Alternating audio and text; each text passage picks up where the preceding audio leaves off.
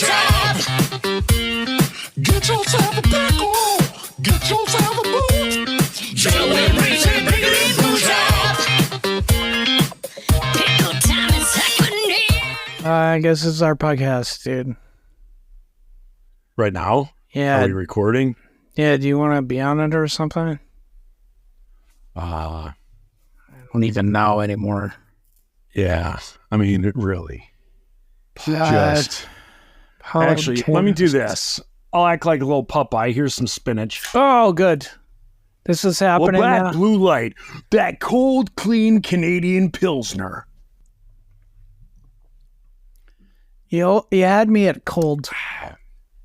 Or Canadian? Is that a thing? You had me at Canadian. I made a Canadian. Speaking of Pilsner, it made me think of the word pill, which made me think my grandma used to call people a pill. Yeah. Like, oh, that fella's a pill. Right. Remember Lorna and Dale, their children, their little guy Gus, he was a real pill. I've heard this. People be called pills. Yeah. You know, and as a person that passes pills for a living, I'm incensed. Yeah. As a person that tries to convince elderly people to take more pills, very incensed by this. Am I like orangey? You seem like a little orangey. Do I seem orangey?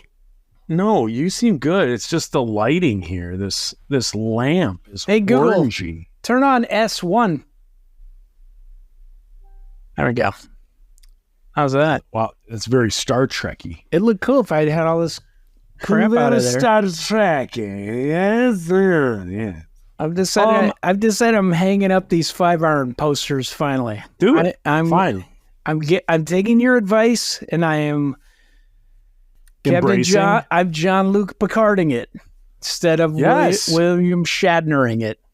Instead of shatnering all over it, I'm Picarding. No, I think you should. And I think I am very happy if this is truly the role that you have embraced, because you are not Reese Roper without 5-Iron Frenzy. And 5-Iron Frenzy is not 5-Iron Frenzy without Reese Roper. I could go against I don't want to sound like but not the second. I don't want to sound like an a-hole. I don't want to hurt your feelings here. But I mean, you would be head of a nursing home nursing crew, and only those people in your crew would know who you were if it wasn't for 5-Iron. Without 5-Iron Frenzy, I would be an ophthalmologist. I'd be the head of ophthalmology of a large hospital, and no one would know who you were. You wouldn't have a creative outlet. Even though you hate it, you love it. A little bit of fame, a little bit of fortune, a little bit of creative outlet. And, you know, if you were just fixing people's feet every day. That's what an ophthalmologist does.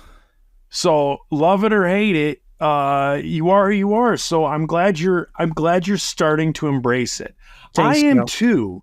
I mean, I tell this podcast all the time. Some days I love the Insiders, and some days I am not a fan of the Insiders. And I was cutting the lawn the other day, and I was listening to essentially like a playlist, an Insiders playlist from all our albums. Mm-hmm. I was singing along, just having fun, and I enjoyed it. We made some good music. You did. So one person just texted me. I'm not like, hey, hold on, Joe. I'm not that level of a-hole. Yeah. That's good. Now, this episode. Have we started yet? I think. Okay. So this freebie episode, mm-hmm. I wanted you to do a little Furnace Fest review. I know that the last festival, Sunshine Festival, I knocked it out of the park with my review. Yeah. So I was hoping we'd be able to get a little bit more. Let me know what you think. I recently listened to the Pickle Home Companion. They've done like an 11-part review. Oh, that's good. of Furnace Fest, and it is they did a great job. I would highly recommend listening to it, especially you specifically, to listen to it. Because do they talk about me? Can I forward to that part and just see? Because that's what I want. Do you do that when you look at pictures of your band? You're like, "Where's me? Oh, that looks good. That's a good picture." Sometimes I think everybody. That's a great picture of Brad. But then, see, I don't do that. I don't do the like, oh, that's a cool picture of Bram or Nate. Like, I don't care. I want to see mine. I feel so bad when I do it. Then I try and find good pictures of the other guys so I can be like, I don't, because it's human nature, right? Yeah. When on Facebook it pops up and it's like, oh, Dick Broadus just posted 34 pictures. Yeah. Do you go through 34 pictures of Dick Broadus's photos? I do have Brockididus. Yeah. He's a handsome man. Yeah, but if Dick was like, hey, I posted 34 photos of Furnace Fest and then it was like Pete Hutchinson, Jared Freese, Kevin and the Coug, old Petey Hutchie. Old Petey Hutchie. You know, and Joe Yerke, I'd click on it because I'd be like, all right, I want to see what photo, Dick posted of me. Mm-hmm. And I'd skip all the other guys. I just look for mine. Well, you guys did have a good photo, though, where you're all red solo cupping. Oh, that was fun. Yeah, that was a good photo. Yeah, the fellas, they kept trying to get me to come back there, and I was doing merch a lot of the fest, and I set it up. I got it there early, set it up, and then I did run merch for a little bit, but then the other guys came. A lot of the guys in the band came, and usually it's like pulling teeth to get people to do it, but I think the older we get, the more they're just like, hey man, I just want to sit. So yes, they like come and they'll do it. And I think they also feel guilty about it.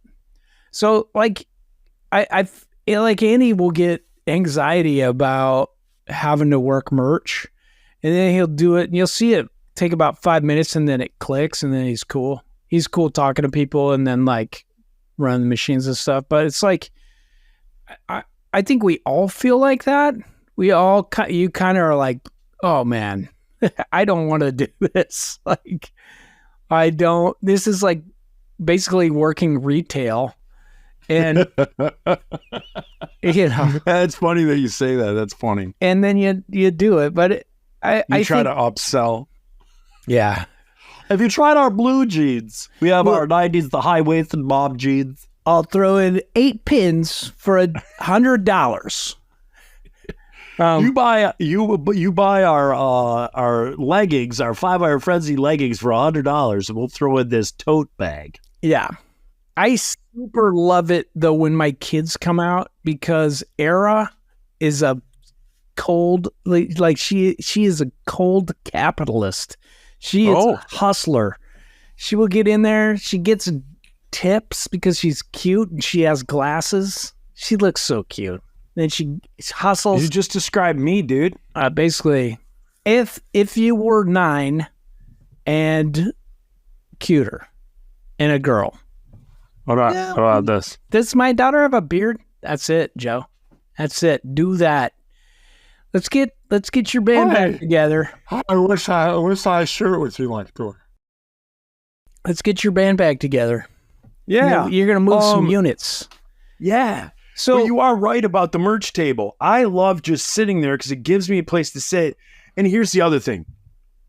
I always found it awkward to like just be walking around and then somebody like, are you the singer for the Insiders? You're like, yeah.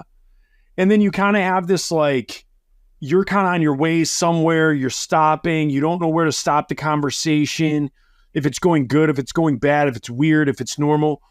So I always, like the merch booth was always like, that table was always between you and them. Yeah. And then it was always a place where like, you're behind the table, so you're in the mindset of like, people are going to come up. And it's not just like you're hungry, you want to go grab something, someone's stopping to talk to you, and you're kind of taken off guard. you're there, you're ready for it. People can come chit chat while you're talking to someone. If conversations run a little long or it's run its course, somebody else might come up to the table. So that's what I always enjoyed. Yeah. I do like that too. My least favorite thing is the line of people I can't really talk to. And not that I don't like people or it just turns me off, but it's like I want to have a meaningful conversation. And you can't do that. You can't do that like when the club is shutting down and you're just like going through that line and being like, oh, okay, let's take a picture. And okay, what's your name? All right. I've sped mine up by remember in the old days, I didn't sign the autographs. Yeah. So now we talked about this. I write Justin Bieber on everything because I think he's the greatest Christian rock star right now.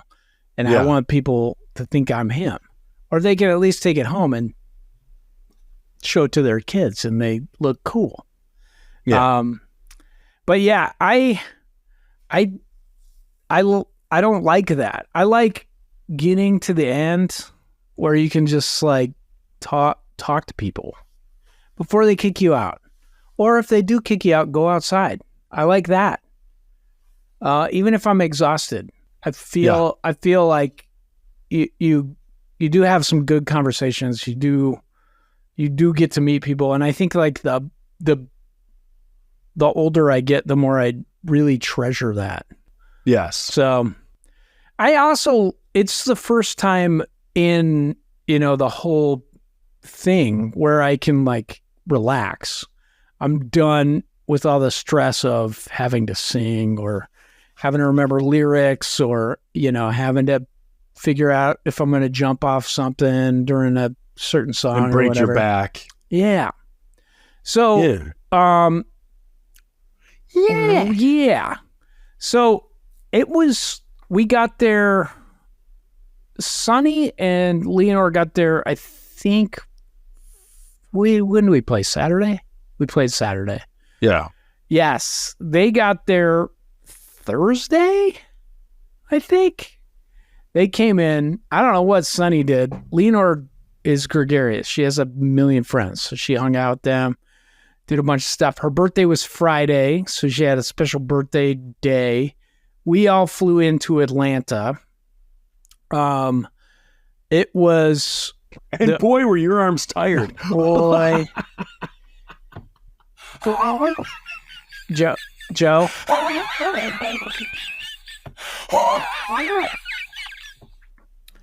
it seems like you need Spiriva. Is that a sugar substitute? Yeah.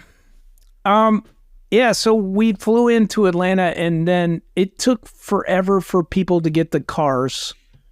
Finally, we got our cars. We Just usually... what I needed. Is that what whenever you get in the car, is that what you sing? Just what I needed.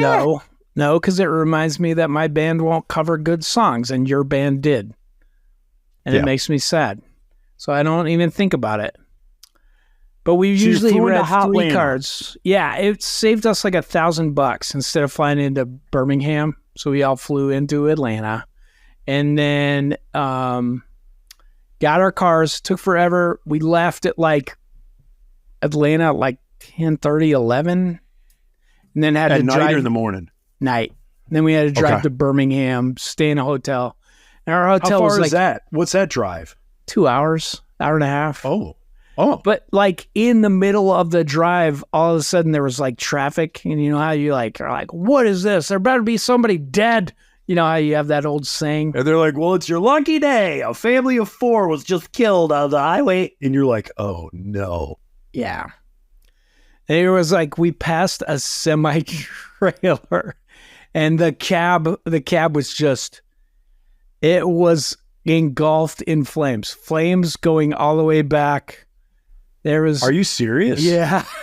We were like the emergency crew hadn't even got there. And I'm like, and whenever I see that, I'm like, do I have to get out and be a nurse? Do I have to get out? Like, or do I have to get out and pee that fire out? I'm sure you see this as a roofer. Like when something happens, you're like, okay, it is my obligation. I swore to do this, and I have to get out. So when I first became a nurse, I was like, oh, this is cool. And now I'm like, please have an ambulance there. Please already be like somebody is already there. Somebody's en route. Please, when I get out of the car, I want to hear sirens in the distance. Yeah. Well, when we passed this thing, I was like, well, I'm not doing CPR on that guy.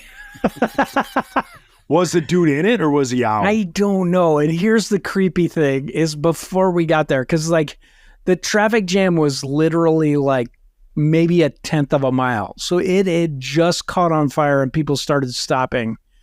There were two dudes running back. We were on a bridge and they were with flashlights looking over the side of the bridge.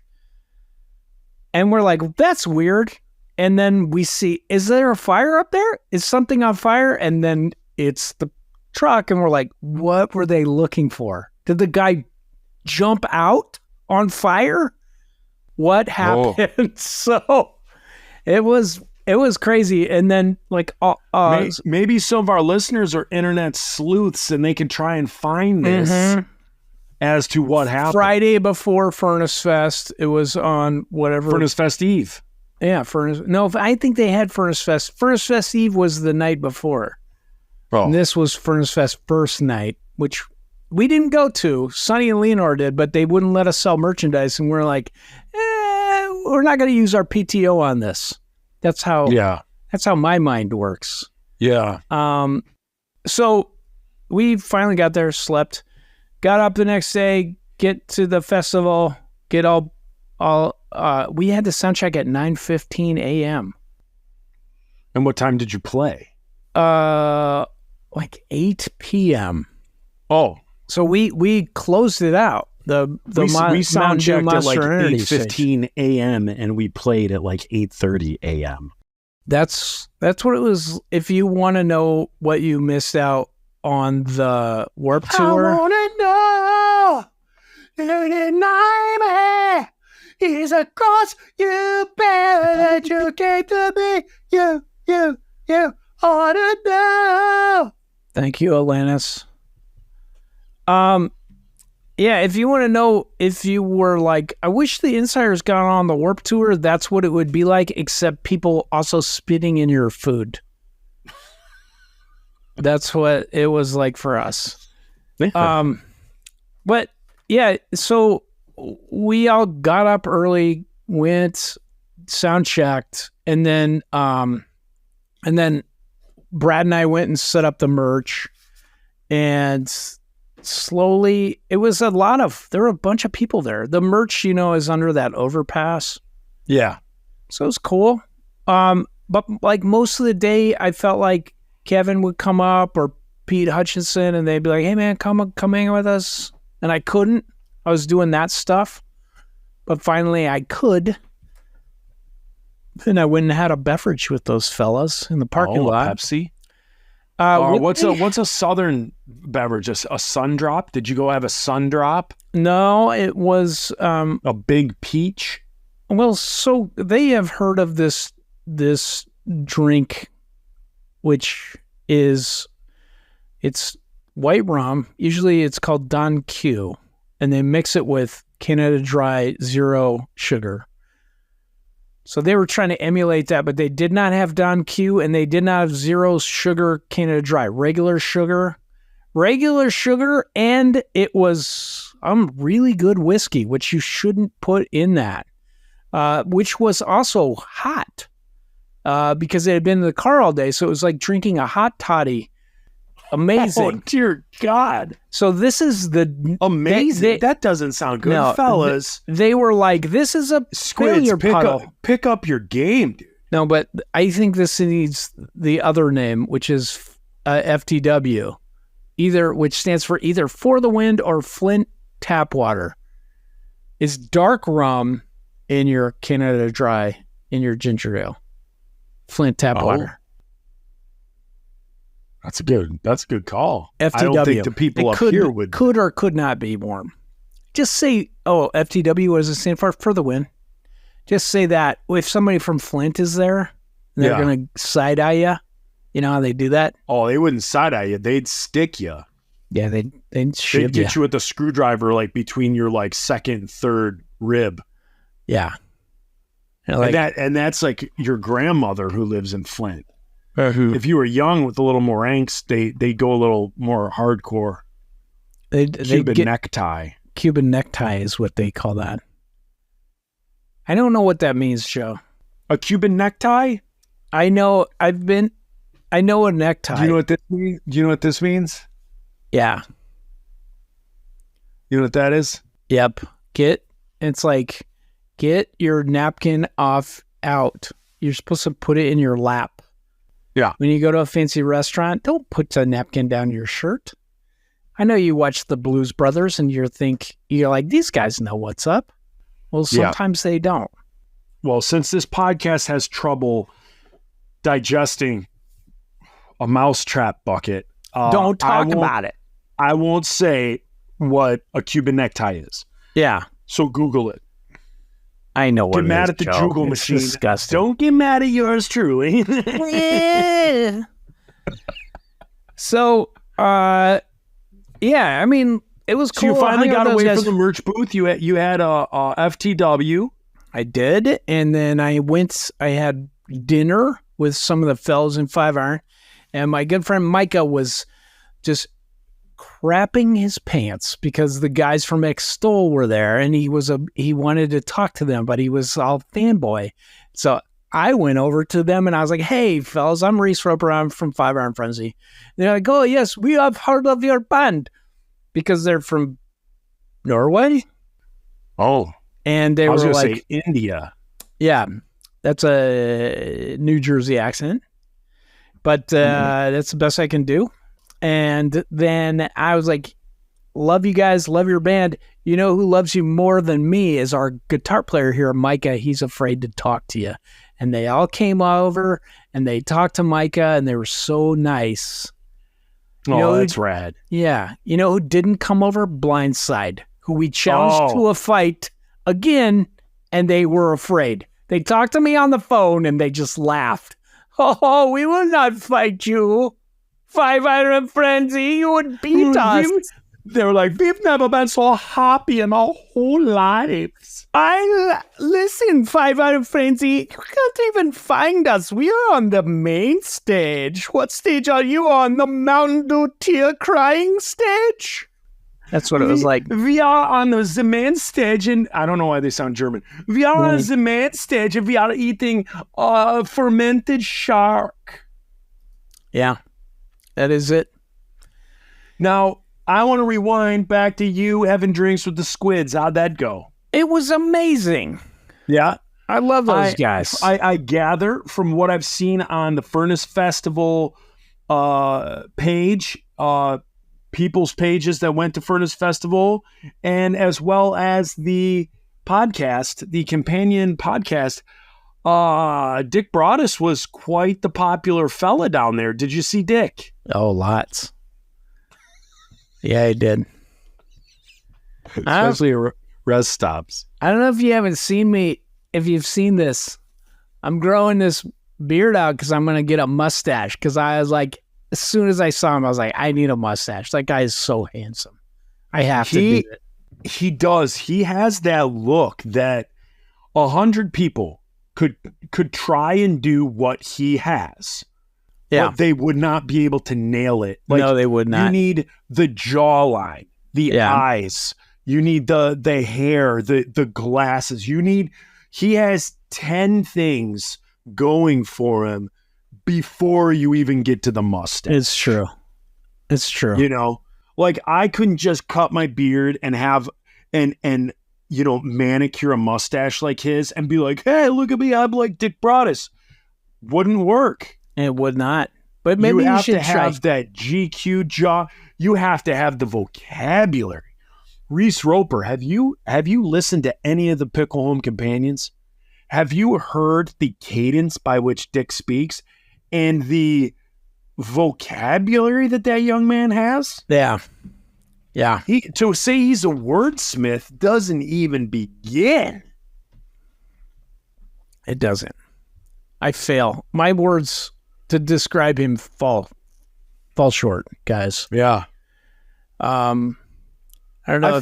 I feel like the Pickle Home Companion podcast is going to be a stepping stone for Dick. And like in 10 years, he's going to take over like Ryan Seacrest's job. And Probably. it's going to be like he started, or like Mike Rowe. Like Mike Rowe from Dirty Jobs does all the stuff, does all this narration for all these TV shows and stuff. He has a beautiful vocabulary, knows when to use words, all that stuff. I believe Dick is going to do that same thing. Yeah. Knows when to jump into a pile of steaming sewage. He knows those things. Yeah. So you hang out with the Squids, you see Extol at dinner. Yeah. Now what? Blindside. Again, guys, I cannot say how chicken they are without saying how chicken they are. Super afraid of fighting Five Iron Frenzy. They did not come to the fight or come to our show even. I don't know what they're doing. Probably playing their own show. Outnumbered. They are outnumbered 2-1. Yeah, but we have one, maybe 3 girls in my band. They could take us. You, Sonny, and Dennis. Anyway, I'm not saying girls can't fight, but the girls in my band cannot fight. Most of the guys can't either.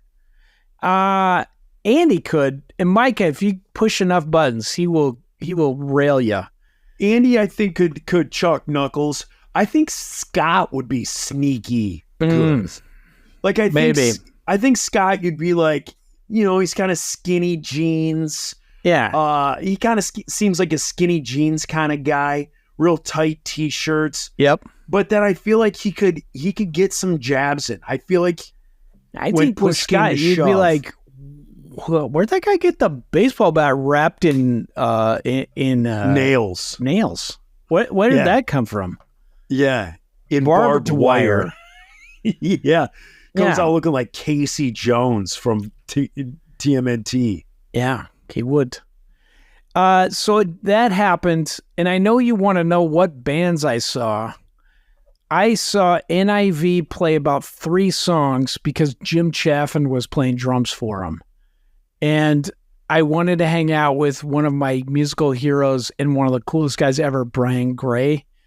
So Brian, I first met because he was playing with Mortal when we played with him. We played with Mortal on the Prayer Chain, and Brian was there, and we had some sort of sampler which had this band Rocks in Pink Cement. And I just remember standing there talking to him about Mortal and like how cool we thought they were. And Keith just goes, "You're Brian Gray.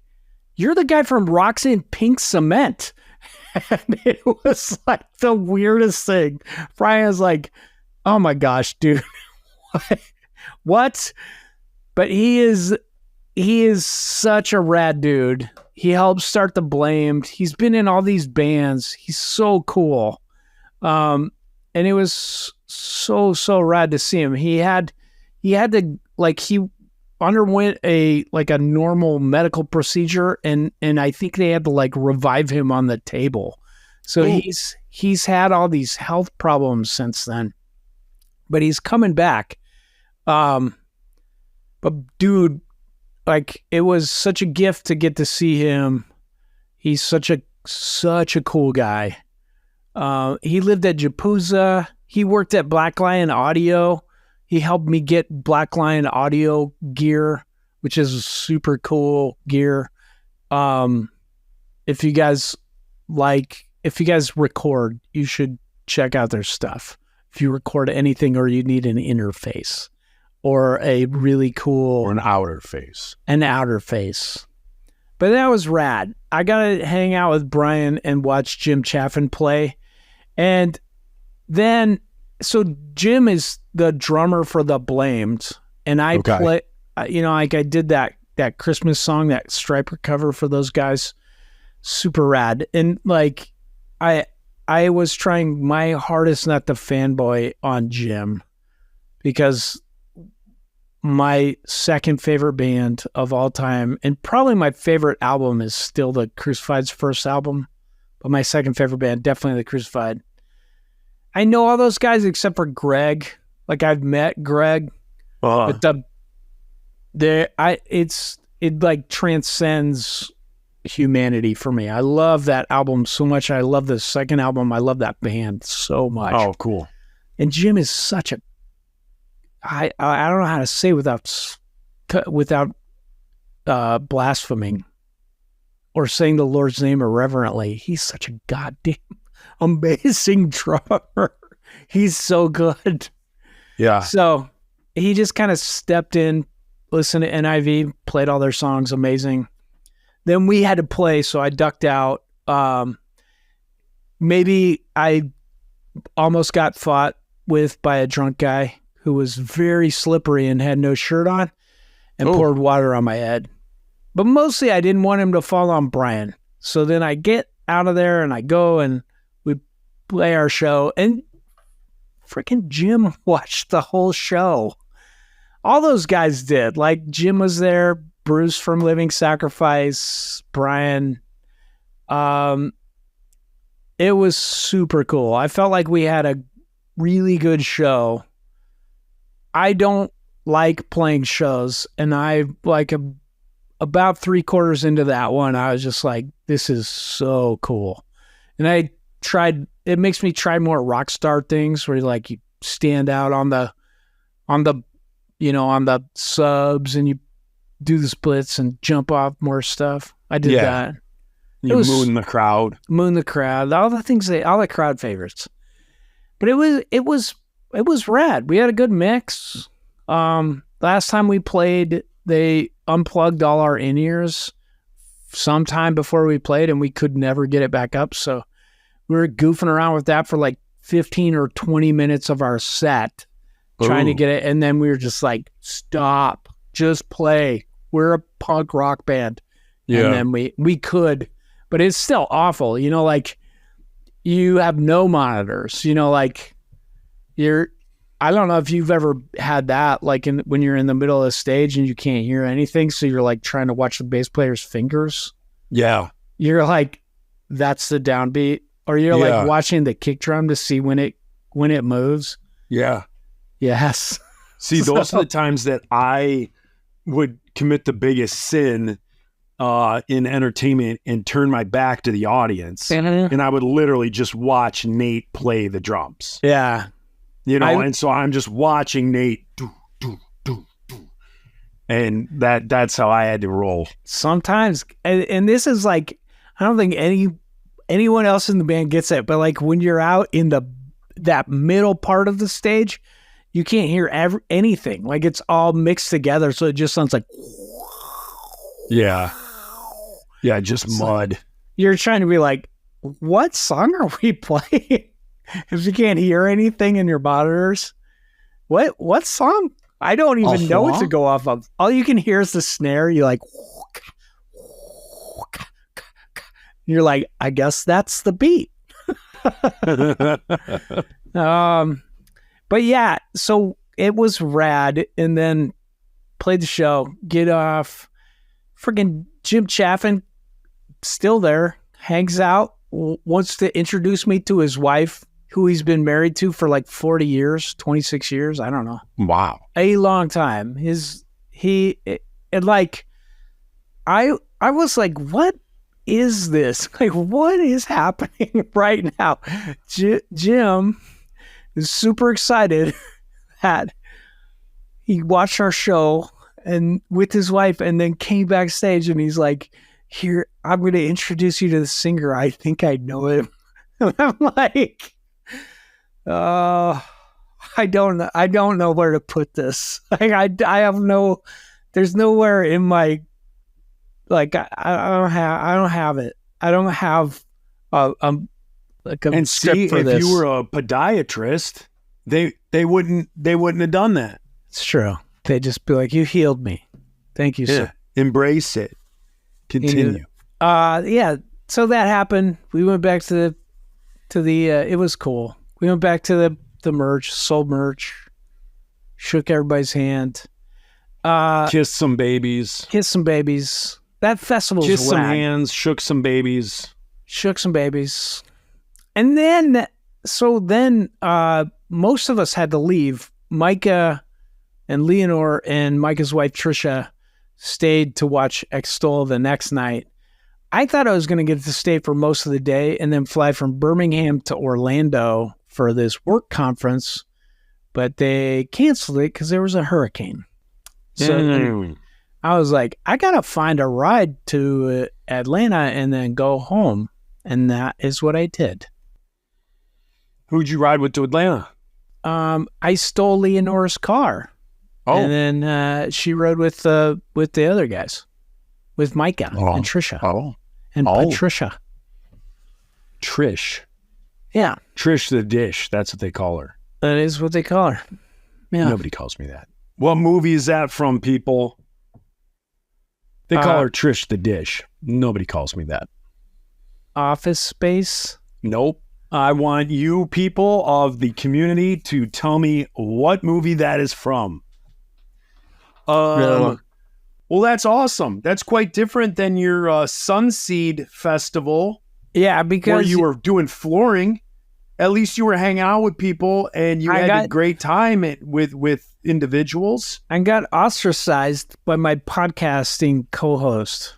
And I don't want to have any more rifts between us. So I wrote down things about I didn't see any bands though.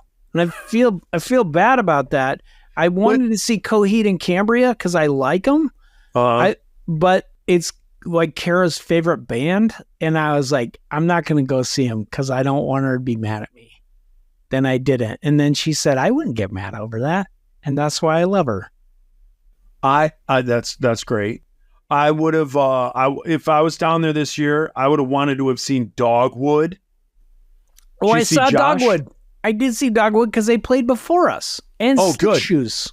I saw 4 bands. My own band, Slick Shoes, Dogwood, and IV. There you go, guys. Perfect. And Emery played. I would have loved to see them. Yeah. I was never an Emery fan until about 2 months ago when it was brought up, and Heidi's maiden name is Emery. Yeah. And so I was like, oh, hey, do you know there's this band out there that has the same last name as you? And then we started listening to it, and I enjoy it. She can't stand it, but I love them. There were some great bands, and it sucks that Furnace Festival is done. And, I thought it was a marketing ploy, and then the guys from Furnace Fest were at our show, and they came and they're like shaking our hands. They're like, thank you so much. I'm like, hey, guys, you're faking this, right? And they're like, no. And they all got tattoos that had like it was like Furnace Fest, RIP, and then gravestone. So, you can get those removed. Yeah, Furnace or you Fest. have the insiders, the hand coming up out of the grave. Right. Like we did those shirts that said insiders, 1995 through like 2001. And then all of a sudden when we came back in 2005, it was like the hand coming out of the grave. Yep. It was a smart move to move it to October because it's not so hot in Birmingham. Yeah. Yep. Yeah, for sure. Yeah. What is the reason why they aren't doing it anymore? Or I think there's like years where it's not financially viable. So they'll have years where like they won't sell a couple. So they did it like 4 years on this run. And he said like 2 of those times they were having to sell next year's tickets to pay for what they owed for the last year. Like they were taking out second mortgages on their homes and all that stuff. I super get that. I just think like the city of Birmingham should see that as a thing they should invest in. Culturally, I think they should just be like, look, we'll bankroll this. We'll let you guys run it. We'll pay you a salary. I think they should do that. Birmingham should eat eat that if it doesn't do well. But like, I think they can show that it will do well. I just think that if they stop doing it, it'll lose all its momentum. Yeah.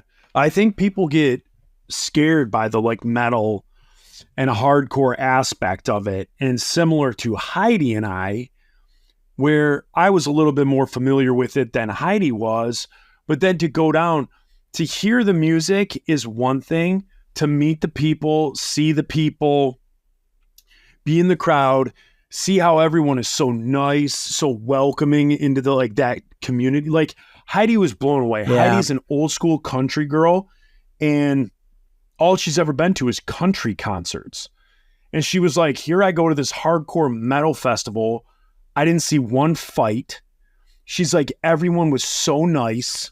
Yeah. And the dynamic, it's like all the aggression is let out in the music. You're right. So everybody is so nice. Like everybody is so nice. They look mean. Yeah. But they're nice. And Super everybody's nice. so nice. And then the country, everybody like looks quote unquote normal, jeans and t-shirts, but all the young bucks want to fight, and they want to, everybody drinks a beer and suddenly wants to fight their best friend so it's like if the city of Birmingham went to the festival, saw how the festival was put on, like it could definitely be a moneymaker. It is the deep South though, man. I hope that like in Birmingham, their city council has got some like younger people, some younger progressive people. I use the word progressive, Joe. And they would see the value. There's no soup like progressive. But I don't think that happened. I just think they are going to let that go. Yeah. And that's a bummer. I know, because here you've heard me talk about it. We have this thing called Arts, Beats, and Eats, which is essentially what Furnace Fest was. Yeah. At a better venue, but like Arts, Beats, and Eats is bands, art, and food places. And down there, you got the bands, you got the food trucks. If you bring in art, whatever, they could essentially do the same thing. And in our city, it is a moneymaker. It is a moneymaker without a doubt. And so it's hard to think that what we saw, and we've both experienced, you more than once, is not a moneymaker. That doesn't make sense to me. Yeah. I think like a couple years they made money, and then a couple years they just ate it. And I don't know. I mean, like, I think that happened at Cornerstone. Cornerstone kind of put themselves out of business because it became so cool. They made it so cool to be an alternative music festival that all of a sudden there were 1,000. So kids that would go to Cornerstone to see the for the one time of a year that they would see MXPX, that didn't exist anymore. Like they could see MXPX at 4 festivals in the Midwest, and it wasn't so crazy. But the problem, I never thought about that.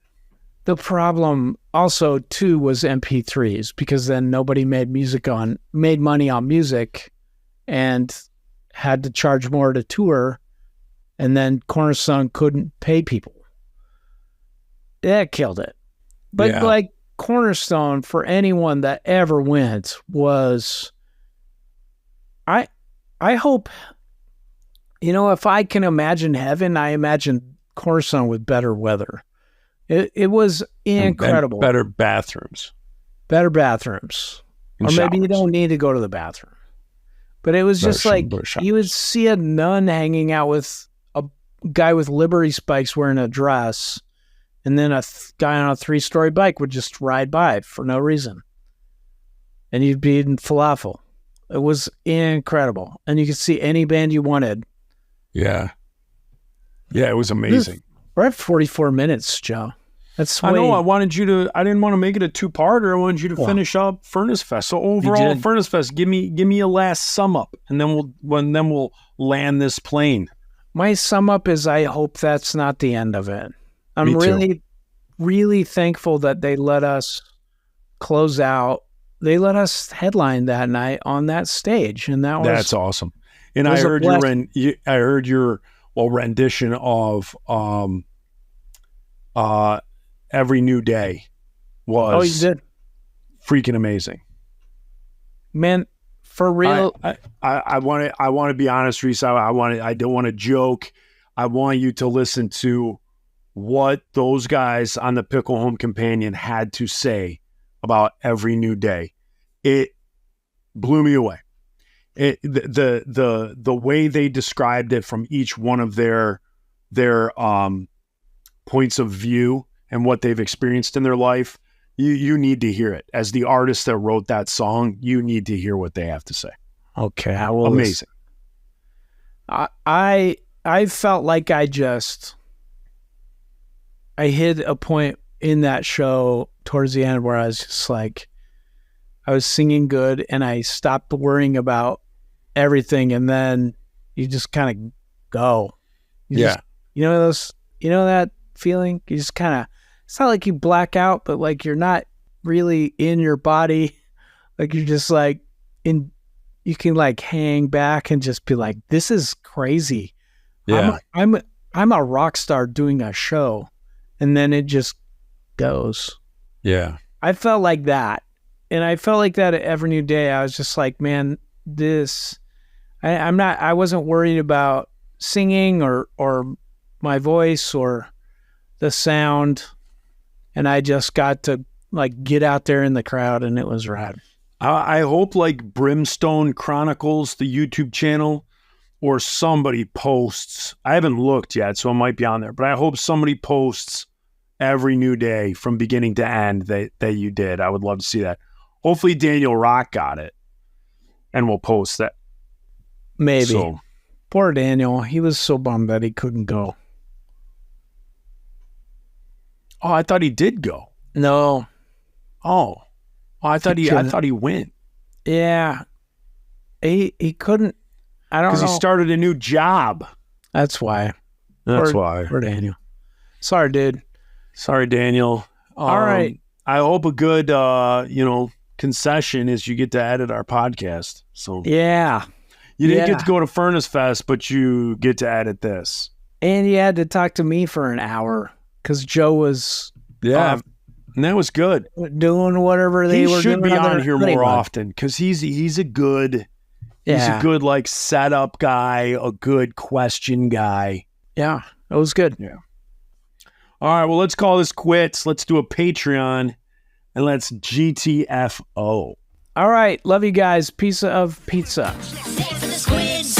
Yeah, pickle time. Put that pickle in your pants. Get some booze inside your hands. Put that pickle in your pants. Get some booze inside your hands. 1996, we